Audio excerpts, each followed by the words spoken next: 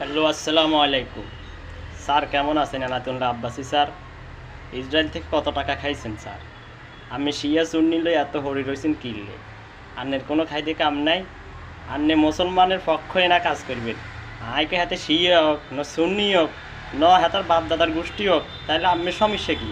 আন্নে যে হঠাৎ ইরান লই উড়ি পড়ি লাগছেন, আন্নের কোনো খাইতে কাম নাই। ভাই এনাতুল্লাহ আব্বাসী ভাই, শুনেন, হাতে শিয়া হোক আর সুন্নি হোক, হাতে মুসলমান নাকি? আমি কত টিয়া খাইছেন ইসরায়েল তুমি কন ভাই? লাগলে আমরা ব্যাগে খরচ খুঁজি আমরা টিয়া উড়াম। আমরা লাগলে 1 টিয়া 2 টিয়া 5 টিয়া 10 টিয়া যা লাগে আমরা উড়াম, আমি টেনশন করিয়ে না। তো আমি ইসরায়েলের দালালি করিয়েন না। সুন্নিদের পক্ষে আর শিয়ার সুন্নি কিন্তু নাঙ্গ দরকার নেই, আমরা মুসলমান এক আল্লাহরে বিশ্বাস করে। তো আমি দেখছি খামিনি প্রতিটি ওয়াজে বা বক্তব্য বলে আল্লাহ আল্লাহ, এক আল্লাহরে বিশ্বাস করলে হয়েছে। আমি সিয়া সুন্নি ইগিন হিগিন লয়ে হইতে আইয়েন না। আল্লাহর হস্তে ইসরায়েলে টিয়া খাই, মুসলমানের বিদ্যার বিভেদ তৈরি করি।